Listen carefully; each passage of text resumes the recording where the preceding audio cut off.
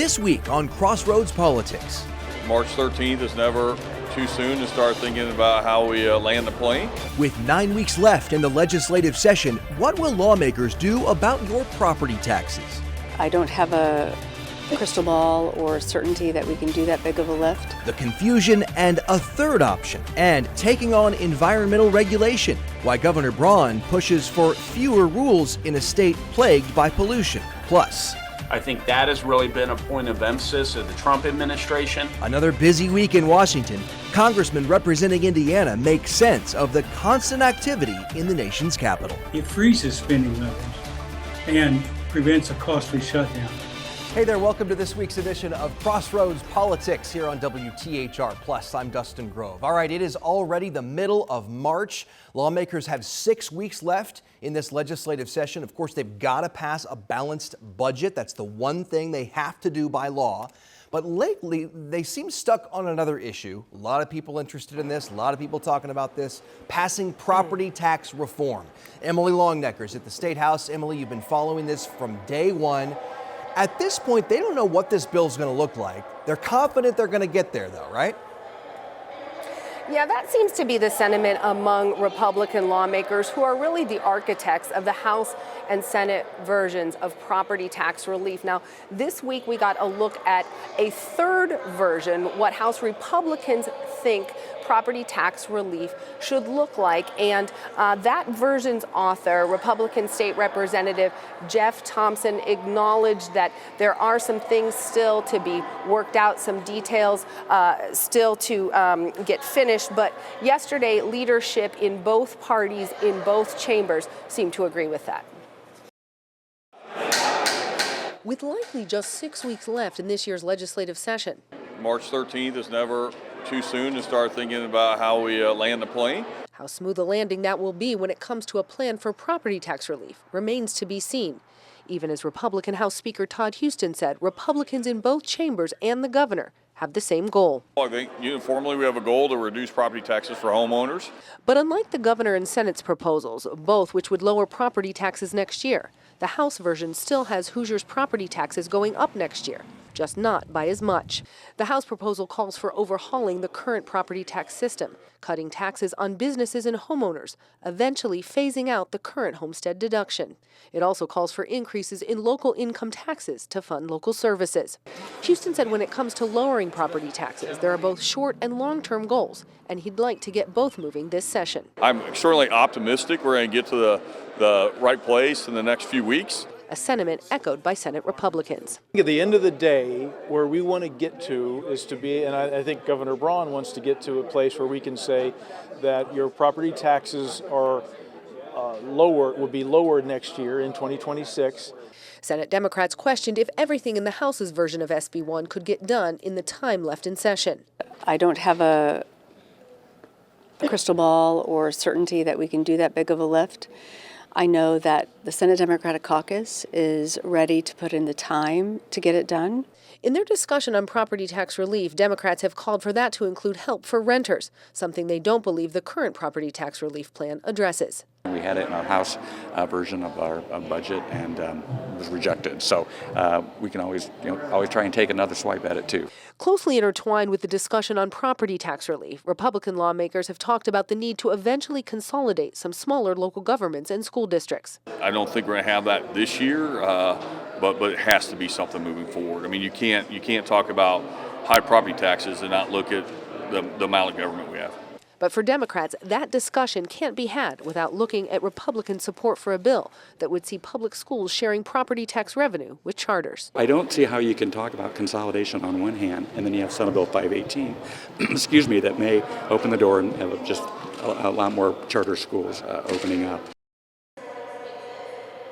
So a lot of issues tied to this property tax discussion. That discussion is expected to get much bigger on Monday when a property tax rally is set to be held here at 1 o'clock in the afternoon. Participants in that rally are expected to call for lawmakers to pass Governor Braun's version of property tax relief. And we know that the lieutenant governor is set to be here and speaking and leading that call. Dustin? Yeah.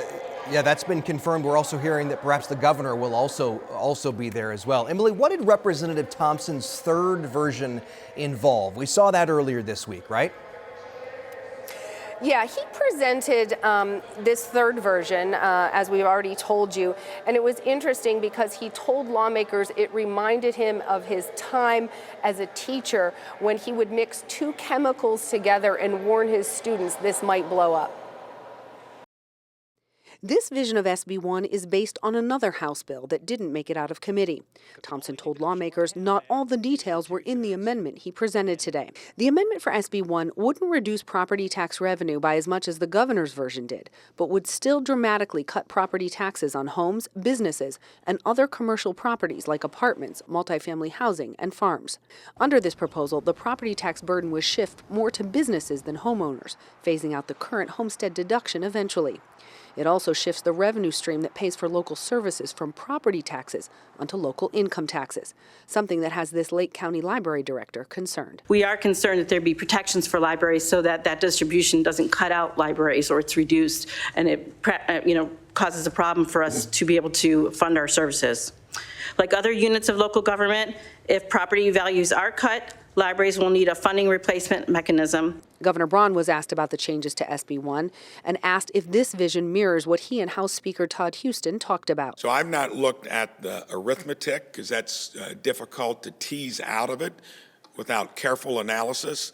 I want to make sure that when we get all through this, that we strike the proper balance between covering those real cost increases and making sure that we fix to some extent where it was overdone.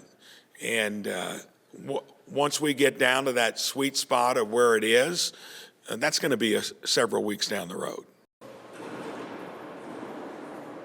And Governor Braun has made no secret about saying that, look, he could veto the property tax relief bill if the version that's passed by lawmakers is something he's not happy with, or even call a special session. Now, no vote was taken on this week. Again, everyone, including Governor Braun, acknowledging that a lot of the nitty-gritty details still have to be worked out, and there's a long way to go to get that done. Dustin?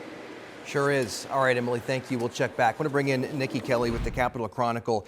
Boy, lawmakers are feeling the pressure. I mean, they're hearing from their constituents who are desperate for relief. They're hearing from the municipalities saying, wait a minute, we can't have that much. They seem really stuck here. Yeah, this one is a hard needle to thread. And I know, for example, for Governor Mike Braun, he's sort of pinned himself in a box of what he would consider meaningful. I think the difference is going to be, so far the House and Senate plans haven't actually been a cut. They've been a decrease in the increase. I think if they get to a point where there's some sort of, like Senator Bray said right there, whether people will pay less in 26 than they paid in 25, that's the key. And that's what they seem to lay down as kind of the gauntlet. Do you think that there will be any other versions, any other lawmakers saying, hey, I've got an idea, let's submit this, let's see how it works? Well, I mean, Jeff Thompson even said when he was introducing this version that part would be amended too next week. So I guess that would be our fourth version. Yeah, and hopefully, and maybe a fifth in conference committee. We'll see. And hopefully it doesn't blow up, as he said. Yes. Whew. All right. Thank you, ma'am. We'll check back with you in just a few minutes. We've got much more to come here on Crossroads Politics, including this. The American people appropriately expect every dollar of taxpayer money that goes towards these things to be well spent. Senator Todd Young takes us inside a very busy week in Washington, D.C. And Governor Mike Braun takes aim at environmental regulations. His hope to help business and the trouble Indiana's already facing with pollution. But first, I was taken from behind and kidnapped and sexually assaulted. Inside the push to test hundreds of rape kits in Indiana's backlog. That's next on Crossroads Politics. Welcome back. Right now, hundreds of rape kits are sitting untested in crime labs across Indiana. Those kits, of course, could help police find and stop suspected rapists. So a bill to help get those kits tested is working its way through the Indiana Statehouse. But Emily, this has some distance to go before it can cross the finish line. Yeah, Dustin, it does have a way to go, but this week we heard powerful testimony trying to get it there. I'm talking about House Bill 1413. So far, this bill has had bipartisan support. It passed the House unanimously. Now it's in the hands of the Senate. And this week, the Senate's Corrections and Criminal Law Committee heard testimony all in support of this bill, including testimony from a woman who told lawmakers she waited 20 years for the man who sexually assaulted her to be brought to justice. She doesn't call herself a victim of sexual assault. She doesn't call herself a survivor either. I am someone who is just a game changer. And Tuesday, Hoosier native and Ben Davis graduate Michelle Kuiper came to the Indiana Statehouse, hoping to change the game with her support of this bill. I basically used the horrific thing of what happened to me in 1994 just to basically turn that around and reframe that and use it for the power of good. In Kuiper's case, that awful thing happened just 2 weeks into her freshman year of college in Kentucky. I was taken from behind and kidnapped and sexually assaulted. Kuiper managed to escape, but says her attacker called her after the attack. He had called me at home and said he really liked my haircut and he could always find me and kill me. That's how I lived. Until 20 years later, when the DNA evidence from the rape kit performed on Kuiper got a match to a DNA profile in a national law enforcement database. No kit should ever sit untested. That is forensic evidence. If we had gun shell casings laying all around, we would test them. There's no question. Right now, that's not happening in many cases. Republican State Representative Becky Cash says there's a 6 to 8 month backlog in state crime labs of rape kits that still haven't been tested. She hopes her bill will change that. It's such an important bill for justice. Cash's bill establishes a rape kit backlog fund, money to help pay for equipment and more staff to process untested rape kits. Also under the bill, the state police will be required to report the status of their backlog every year to the General Assembly, starting in November of this year.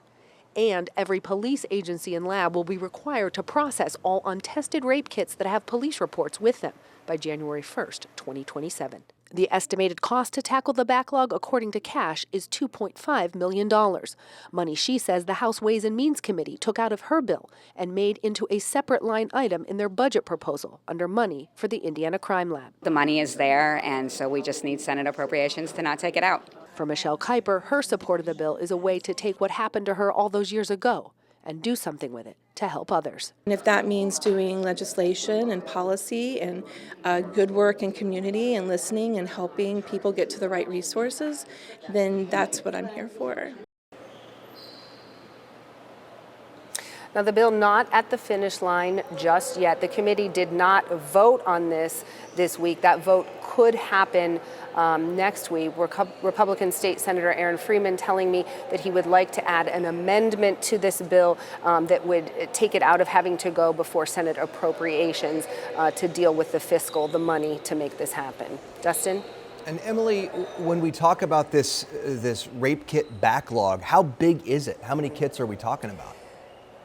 Well, it's pretty big. Republican State Representative Becky Cash, who authored this bill, she told lawmakers this week that the backlog is between 600 and 800 rape kits that have not yet been tested sitting in crime labs. Now, that number is actually down from the thousands that used to be there, and that number came down thanks to a federal grant that helped test a lot of these kits. But there's a lot of reasons behind why it's hard to get these rape kits tested. One, the analysts that test them, they're in pretty high demand, and their salaries are pretty expensive. So there's the money component there. There's also another money component when you talk about the equipment that it takes to test these kits. That equipment is also very expensive. So money is really a crucial part of getting these kits tested and this bill being successful. Dustin? Emily, thank you. Nikki, boy, you hear stories like Michelle's. It's horrifying to think that victims are waiting this long for justice. Well, and especially when we have a statute of limitations. So, I mean, by the time we're testing these things, the victims don't have any chance for justice. And there is bipartisan support, but the question here is, as you heard in Emily's story, it's the money, the financial appropriation for it. Absolutely. And I mean, the bill itself creating a fund, I think everyone is behind. this is just going to have to come down till we see the Senate version of the budget. We know Governor Braun had it. We know the House had it. So as long as the Senate version has it, I think it'll fly through the rest of the way. Okay, we'll continue to watch it.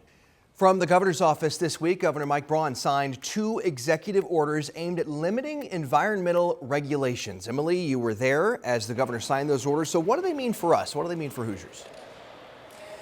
Well, Dustin, they mean no more or no fewer rules than the federal government already has when it comes to pollution, unless the governor would call for a stricter regulation or state law would require it. The big goal here is to simplify things, and Governor Braun said right before that he signed these orders that he wanted environmental policy to be straightforward and easy to understand. The governor signed 2 executive orders Wednesday morning. The first says Indiana will have the same environmental standards as the ones outlined by the federal government and won't go above and beyond that, except where state law requires it or the governor thinks it's necessary. The governor said the move would help Indiana's economy. Adhering to the national standards will give Hoosier businesses and communities regulatory certainty and encourage new businesses to invest and grow in Indiana, where they know the compliance framework already. Braun's second order calls for environmental policy to be based on what the governor called, quote, sound science. Braun decried the concept of environmental justice, a movement that champions making sure environmental protections are being enforced for everyone, including poorer and minority communities. Under the governor's second executive order, state agencies will not consider factors like race, ethnicity, educational attainment, or other social factors when making decisions about permits, enforcement, or grants. The Citizens Action Coalition, a consumer and environmental advocacy nonprofit in Indiana, applauded the governor for citing science as the driver in environmental decisions, but said local governments should have more control over being able to enact stricter environmental protections. CAC also questioned the order taking environmental justice out of the decision-making equation. When it comes to improving lives for Hoosiers, those policies actually end up benefiting folks. And it's not just, folks who are disproportionately impacted. It makes life better for all of us. And Governor Braun was asked about the Trump administration's push for more controlled burns and logging in forests, particularly out west. And the governor said that he didn't believe that push would include Hoosier National Forest because it is much smaller and used for recreation. Dustin? So the governor wants fewer environmental protections, but Indiana's already pretty lax with these kinds of rules, right? Historically speaking? Yeah. You know, at least one ranking, Dustin, has Indiana as the most polluted state in the country, and the numbers are pretty grim. Take a listen. In 2022, the American Lung Association gave Indianapolis an F for air quality and ranked the state's air quality as the nation's 11th worst. That same year, the Environmental Integrity Project found that Indiana has the most polluted rivers and streams in the country, and U.S. News and World Report ranked Indiana dead last when it comes to pollution. Governor Braun acknowledged that problem on Wednesday. When it comes to water and air, I'm always going to be one that wants to make sure we improve from that. That's not a stat to be proud of. That's similar to having the highest health care costs in the country with some of the poorest outcomes. And Governor Braun blamed Indiana's pollution problem on the fact that the state is one of the top manufacturing states in the country. And he argued that his executive orders would help Indiana stay on top of its pollution issue. Dustin? All right, Emily, thank you. Nikki, does Indiana have much regulation that's more stringent than what the EPA calls for? They actually do. Lawmakers have been pushing back for several years. They've passed several versions of a no more stringent than law that's on the books, and there are legal fights over what counts as no more stringent, but this is something lawmakers have had on their radar for a couple years, and so I wasn't surprised at all to see it from the governor. The new U.S. Secretary of Health, Robert Kennedy Jr., is an outspoken activist against pollution. Do you see any appetite for more regulation in the future, given his stance on things? I don't. Okay. And I especially enjoyed, I think there was a discussion maybe yesterday in appropriations about basically if you take the Northwest Indiana out, our numbers are great. For sure. And it's yeah. like, well, you can't really just ignore a whole section of the state. Right. It's a significant portion of the state. Yeah. Also this week, our partners at the Capitol Chronicle report Governor Braun's family home in Jasper will be getting a six-figure security upgrade, at least $118,000 for a helipad, updated fencing, gates, and a temporary security trailer, among other things. Nikki, this is not exactly much of a surprise. Governor Braun has said from the beginning he doesn't plan on relocating to Indianapolis. He plans on spending a lot of time at home in Jasper. Yeah, I mean, he says splitting time, but it seems like he's spending the beginning of the week here and then the end of the week down in Jasper. And so they have to have 24/7 security. I think, putting a trailer on site for the security team to be in. They say there's not going to be a bed. It's an office. They're doing their jobs. The helipad is kind of interesting. That's only like $5,000, but it's something to watch. Are we going to be paying taxpayer money to fly him back and forth for things because he wants to spend more time down there when we already have a residence? That's just something to keep an eye on in the future. And this is taxpayer money, right, from the Department of Administration? Absolutely. Okay. Yep. All right, more on that in the Indiana Capitol Chronicle online. Still ahead on Crossroads Politics this week, could building ships help Hoosiers? This is sort of it's a triple value proposition for the American people, and President Trump is very enthusiastic about it. U.S. Senator Todd Young explains his latest initiative in Washington and why he is so passionate about it. But first, Indiana lawmakers move forward with a plan to put term limits on members of Congress. The amendments that tried and failed to join the push. Next on Crossroads Politics. Welcome back. Indiana lawmakers are moving forward with a push for term limits on members of Congress, but some of them wanted to make some changes. Tell us about it, Emily. Well, Dustin, we know that this resolution already passed the Senate, and the House yesterday heard amendments to it. Both amendments offered by Democratic lawmakers, both amendments voted down. The original resolution calls for Indiana to join a national movement to set term limits for members of Congress. For that to happen, the United States Constitution would have to be changed. That can happen two ways: if someone in Congress proposes an amendment that states would have to ratify, or if 34 states agree to hold a constitutional convention. Today in the Indiana House, two Democratic lawmakers offered amendments that would see other issues also being decided at the convention should it happen. One of those issues proposed in an amendment, restoring abortion rights at the federal level. The other, requiring states to have nonpartisan redistricting. To my friends on this side of the aisle, this is your opportunity to save your fellow Republicans in places like Maryland, New York, Massachusetts. Just imagine if those Democratic states had to draw fair maps along with the other states. You might have some more colleagues from your side out there. Now we know that, again, both amendments failed. The resolution now heads to the full House for lawmakers to consider and possibly vote on. But, even if it would pass here in Indiana, we would still need 33 more states to sign on for there to be a constitutional convention. And the resolution's author, Republican State Senator Andy Zay, telling you, I think last week, Dustin, that there's about 10 to 12 states interested in that, but acknowledging that it is an uphill battle, but also saying it's good to start this conversation. Dustin? That's right, and he was telling me at least if they can get a handful of states or more on board, maybe that will push Congress to act itself rather than actually needing a convention of states. Emily, thank you. Nikki Kelly, you were following this as well from the Capitol Chronicle. Yeah, I mean, we expected the Democrats to file some amendments and get their Republican colleagues on the record, per se.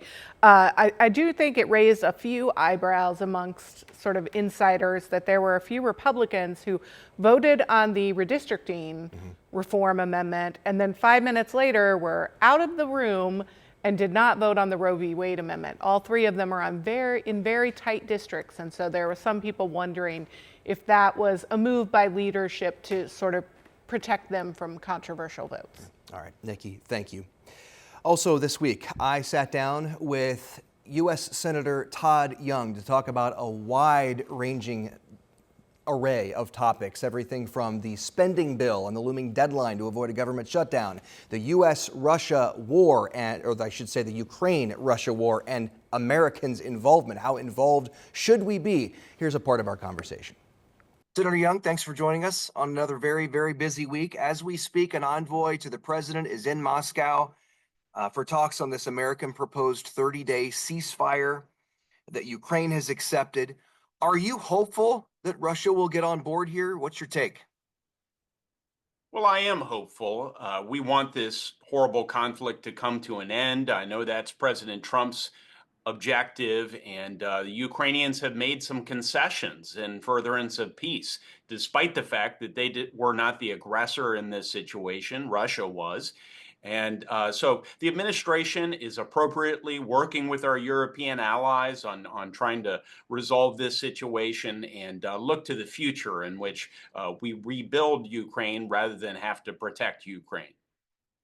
Well, along those same lines, the U.S. had suspended military aid earlier this week, then they reinstated it. What do you think our role should be going forward? Well, right now, the Ukrainians, having made certain concessions, I think our role should be to press the Russians in every way possible that the president is currently entertaining. I would say among those things that I'm really encouraging the president and his advisors to look very carefully at is the seizure of frozen Russian assets. There are, by some accounts, over $500 billion that U.S. dollar equivalents that have been seized and are frozen. Our European allies and the United States take advantage in the interest that spins off of those assets in order to fund military operations and Ukrainian assistance. But it's my view that that money could be used to rebuild Ukraine. It's been done before under international law, and it is justified now as well. I'm curious to know, there's this debate over foreign aid in general and intervening, and there's this thought that there's the mandate now to put America first. Where do you think the line is between protecting ourselves, protecting America, and also lending a helping hand to our global neighbors? Well, if you look at Ukraine, for example, I think we should be concerned about stability of that country, just as we are throughout the world.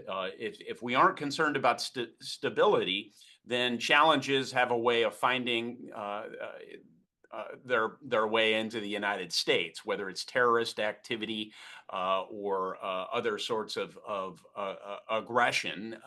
Even criminal elements like human trafficking could be sourced back to unstable parts of the world. So all that is to say that there is a national security dimension to foreign assistance, but the American people appropriately expect every dollar of taxpayer money that goes towards these things to be well spent. They also want us to exploit every possible opportunity to ask the private sector to do more and to enable foreign countries to do more for themselves and to ask our allies to step up and stop free riding off of the United States. I think that has really been a point of emphasis of the Trump administration, and I certainly support all of those things. Let's talk about the Department of Government Efficiency, DOGE. You've got the one image of Elon Musk taking the chainsaw, eliminating, lobbing out what he calls waste, fraud, and abuse. You've got the other school of thought saying, hey, wait a minute, we need a scalpel here. This is creating a bigger mess. Do you support DOGE, the strategy, what they're doing? Or do you think it needs to change? Where are you on that? Well, I do. I think every administration that I can remember, going back to the Reagan administration, focused on government efficiency, government improvement. They had some version of DOGE in each administration. The Reagan administration called it the Grace Commission. The Clinton administration called it reinventing government. And so I support this modernized version, leveraging the power of information technology and artificial intelligence And that, frankly, is why this president was elected, to disrupt government in positive ways. There's also a role for Congress to oversee any cuts that are made and any reforms that occur within each of these agencies. And that's our responsibility as well. And so I've offered counsel already in many cases to the administration. When I hear from constituents and hear that vital services are interrupted, it's my obligation as their U.S. Senator to advocate on their behalf. And blessedly, this administration has been responsive, so I haven't had to elevate and escalate my concerns. When they're not heard, and when my concerns and those of my constituents are ignored, of course, then you make those known publicly. You and your fellow senators will be voting on a short-term spending bill to avoid a government shutdown, the deadline looming Friday night, 11:59. Will you vote for this? Do you support it as is? Yeah, I have consistently voted to fund government, regardless of who the president was, regardless of how Congress was composed, regardless of the partisan whims of Washington, D.C. and pressures felt. And I hope my Democratic colleagues will do the same. So really, I mean, the ball is in their court, as we like to say back home. And I do hope Democrats come to their senses. Chuck Schumer encourages Senate Democrats to vote to fund government, not shut it down. And then maybe we can work together on some shared priorities. I'm working on shipbuilding. Let's turn to that perhaps in coming weeks and do something together on behalf of the American people. Can you, speaking of shipbuilding, can you talk a little bit about that for those here in Indiana who may not be familiar with what that is and why you're so passionate about it? Yeah, roughly 80% of the goods that we import in this country are imported on ships, and only about 1.5% of that cargo sails on U.S. flagships. So we need to rebuild our merchant marine so that we're not dependent on China in particular, and they have two of the largest carriers, Costco and China merchants. And we also need more shipbuilding capacity in this country so we can build not only merchant ships, but also U.S. Navy ships. And so my legislation would supercharge our shipbuilding capacity in this country. And incidentally, it would make us more safe and secure, all while employing more Hoosiers and other Americans to either build ships or build components that go into those ships. So this is it's a triple value proposition for the American people. And President Trump is very enthusiastic about it. I think this will be a broadly bipartisan effort, and I intend to keep Hoosiers informed as it plays out in coming weeks. I also spoke with Representative Jim Baird ahead of Friday's vote to avoid a government shutdown. You voted to move this spending bill forward. It's now in the hands of the Senate. Why did you decide to support it? It freezes spending levels and prevents a costly shutdown. So we sent it to the Senate, and it's up to Senator Schumer to decide what he wants to do with it.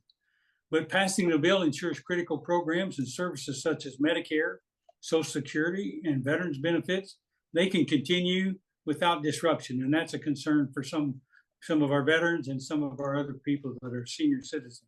The critics have said this essentially just yet again kicks the can down the road. Our deficit is growing, and at some point, Congress needs to do something substantive, long-term, rather than these continuing resolutions. At what point do you think Congress will get there? I think we're making that progress right now, and had the Senate really moved on some of the things like our farm bill and so on that we passed last summer. We had a good farm bill. So if the Senate had moved on those, we wouldn't be in this position. But we are where we are, and I think we're making progress in uncovering some of the expenses that are going to woke programs that we are not interested in continuing. So I think we're making progress in that arena. Our thanks to Senator Todd Young and Representative Jim Baird for talking with us this week. And that does it for this edition of Crossroads Politics. Of course, we'll be here every Sunday for the rest of the legislative session at 10 a.m. here on WTHR+. For Emily Longnecker and Nikki Kelly, I'm Dustin Grove. Thanks for watching. We hope to see you next time.